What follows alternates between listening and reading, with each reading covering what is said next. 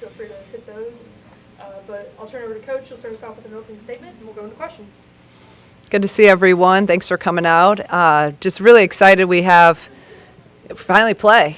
This Friday we're going to open up at State Farm Center in our exhibition game against Quincy, same as the men played last week. So already had our scrimmage last Sunday, and now practice this morning already. So have tomorrow off, and then 2 days of prep going into Friday night, and then it's on. We have pretty much a game from there every 2 or 3 days, and get the season rolling. So I'm ready to tip off against and play someone different. I know our players are at that point too, where they're just ready to play. So anyone, I'll open it up now for any questions. What the biggest things you took from that scrimmage you guys have? What do you want to carry over to Quincy? My biggest message to them going into the scrimmage was I wanted them to compete. Every possession, compete, and play as hard as they possibly can. And I just really wanted to see our toughness, and how we battled, against a really good team. And I walked away pleasantly surprised with our toughness and with the level of our competitive spirit and took away a lot of really good things. And it also, there's a lot of things we needed to improve on. So we spent the last week or so trying to clean up those things. But that was the biggest takeaway from me. Coach, you have an idea on the starting five for Friday? Yeah, we started, I'll probably go with the same starting lineup I did in the scrimmage. But really, like I tell our kids all the time, I really don't get too caught up on who starts. What we've had success with before is the depth and people being ready, when they are called upon and going into the game. So I have a pretty good idea, but it could change. You never know. How's the health of the team right now? Actually, knock on wood, we're pretty healthy and should have everyone. Actually, just had a injury today, but nothing major. So should have everyone. Probably won't have everyone. Just probably will have one that will be out on Friday. But overall, doing well. Shauna, with so many new pieces in year one of a rebuild, do you approach the exhibition game differently than you have in the past at Dayton, and with rotational pieces, and who plays well together is a big part of Friday? For me, anytime I tell our players all the time, just like I said in the scrimmage, if there's refs there and the ball's tipped, we're playing to win. I don't care if there's 0 people in the stands or who it is. Like, I want to win everything I do. So we're going to approach it just like we did in the scrimmage, and we're going to, prep like it's a real game. We treated our scrimmage like a real game, and then we'll rotate depending on how the game goes. If we can get some other people some minutes, and we'll look to do that. But we're going in with the mindset that it's a regular season game, and we're playing to win. How much do you have installed right now versus working on philosophy and principles? Yeah, actually, we've made a pretty good. A couple weeks ago, I didn't think we had enough in. Even since the scrimmage, we've put more in. Offensively, I like where we're at in terms of our playbook. This group has really, for everything being new, this group can really pick stuff up offensively. And they remember the plays. We have a pretty big playbook, and we've even in the last week, I've put a lot more in. So I'm actually really impressed with their ability to remember plays. Defensively, we're a man-to-man team, but I'm not a zone person, but we have to put one in. So we've done that in the past week and put in a couple presses just to give some different looks. And we'll probably have to play some zone this year just with the depth that we have, but it usually not my favorite thing to do. Generally, why do you favor man? I think it's just who I am as a coach and what I believe in. And I always say I want to make people really earn it. If they're going to score on us, like make them earn it and go through us and, with a tough man-to-man defense. But, I also understand that some games, some teams, sometimes you got to break up rhythm of the game. And sometimes, our zone has won us games in the past just by something different. And everyone prepares for us playing. If you look at Synergy, it's 99% or 97% we play man, so they're not preparing for zone. So if we can throw out some different things, they're probably not going to be ready for that, and it could change the flow or the outcome of the game. Taking over a program and struggling perennially, like, what's your biggest challenge as a head coach year one that maybe you haven't had in years past? I guess I'm just different. I really don't, I've said this so many times, but I don't approach it like of what the past has been here. Like I'm approaching it like we're trying to win every single game, and there's no other option. So I don't really look at the past. Like I just really don't. And people can be like, well, how don't you do that? It's just, I wasn't here. I don't know. Like I'm just worried about instilling in this group the competitive, spirit to go out there, and the discipline of how it, the consistency it takes day in and day out to compete at an elite level. So that's the only mindset we have, and winners do that, and whatever that looks like. And I don't know how it'll translate into games, but I'm just saying that's our approach. So we don't talk about the past. We talk about today and how can we control today to get better as a program. A lot of recruiting activity on social media.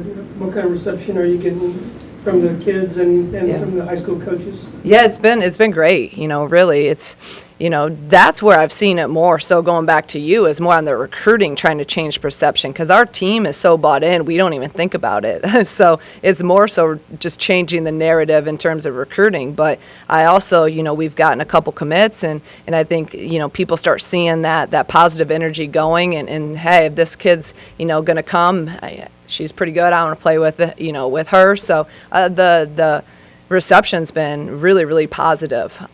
Just still got to continue to change the narrative for in-state kids where they've only known the program to lose. So that's where I have a hard time, because my mindset's all about the future and they still think of the past. So that's kind of where been probably the biggest struggle, just recruiting. You said it was important to get someone to buy into you. Mm-hmm. Have you seen that already? Like what has been the significance of that? Yeah, I mean, I have. And even small wins in in-state recruiting with people having us in their final, too, that weren't even interested in the program, a year or two ago. So I think some of those, before we get one of the, talking about in-state kids, you just got to continue to chip away. And at the end of the day, it's about relationships. It's about treating people the right way. It's about building those, and that takes consistency. It takes some time. But I think I know we're on the right track with that. No doubt about it. Who are the best communicators on the floor right now? I think really a lot of our kids have stepped up, but I think when I look at everyday consistency in terms of leadership and vocal leadership, Makaira Cook, Kendall Bostic, they're very vocal kids. And a lot of our other kids lead in different ways, and that's completely fine. They lead more by example. But those two are really our core vocal leaders and have been consistent in their action daily. Talked about depth a lot. I mean, short of injuries and avoiding foul trouble, like is there any way you can combat that through the course of the game and of the season? I think that, you combat that with, hopefully you do your job in some of these early games too. We can be in a position where we can get some of our bench some minutes, right? In the scrimmage, it was a tight game, and we played our normal rotation, and they played, their normal minutes. But hopefully in some of these, we take care of business, do what we're supposed to do. So now your bench can come in, give some give some breaks for your guys that are playing a lot, and then also a good opportunity for them to grow, so then they're ready when their number is called. So, our main guys will play a lot of minutes, and I know one thing I also learned from the scrimmage is that we're in really good condition. We played the pace we wanted to play for 40 minutes, and that was key. That was something else I really took away. People are in that core rotation too. There could be like eight or nine, probably around 8. But then, with some of our bigs, we're still trying to get them into they've kind of been in now, a couple with some injuries. So we got to get them into, really good condition where they can go in and play a 5-minute stretch. So we'll rotate them around pretty quickly. But our guards, they'll play a lot more minutes for longer periods. How do you feel like conditioning at this point? I think as a coach, we're always, you never think you're in good shape. You never think you're good. You're always negative about it. And then going into the scrimmage, when, I felt like we were the better conditioned team, it was good for me to see where we didn't really have a let up in terms of our pace and in terms of our defensive intensity, which is how I judge our conditioning. So I'm pretty happy with it. Now we'll see on Friday. I'm not going to base it all off of one game. So, what's the biggest difference between here and Dayton? That's a good question. You know, every place is different, right? Like every place is different. Every place has their thing. There's a lot of similarities. There's a lot of really good thing. I think it comes down to here, just like we had there, is we had people that really care and we have the support. We have administration that cares about women's basketball. Like we had that there, and I knew we were blessed to have it there, and we're blessed to have it here. But then there's a lot of differences. I mean, it's a totally different type of school and different conference, and but each place has its own, your own journey, and there's a lot of really good things here, and there's a lot of really good things there. Did you get this kind of a media attention back in Dayton? We actually had really good. Again, we were very blessed. We had really good media coverage there. I think. This is great here because you have men's basketball that's having success, and right now you guys are all here for football, and that's what we want. You'll hear me say anything. We need football to win. We need men's basketball to win. So if women's basketball can, that's where we're trying to get to. We're trying to get to what Brett's doing here, what Brad has done, and we appreciate the support. I don't take it for granted. So I appreciate you guys, being here and being invested. Even if it is for football, you're here and you're asking questions, which I appreciate. If I could get one more about conditioning.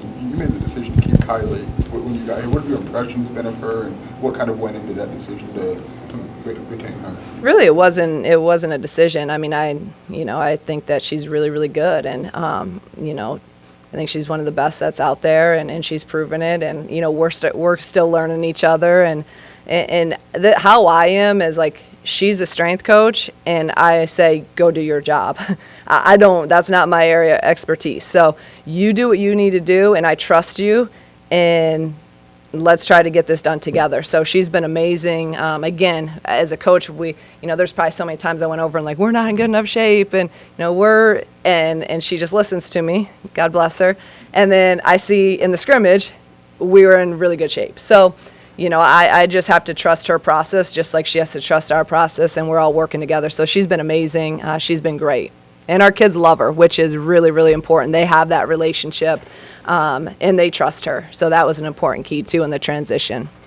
Jill and the freshmen made the transition the way you would have hoped, or is it still kind of a work in progress for them as they take it through? Yeah, it's still a work in progress, like it always is, I think, with all freshmen. And some of them have had some different journeys with some injuries. So it is gonna be a work in progress, I will tell you that.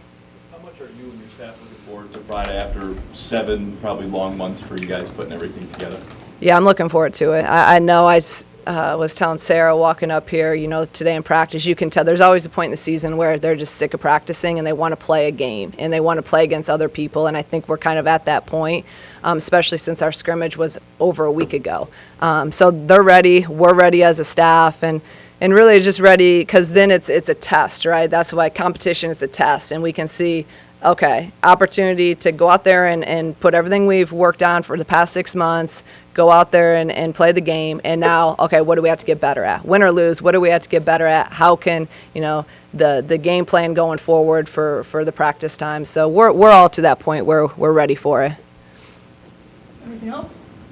All right, thanks. Thank you all.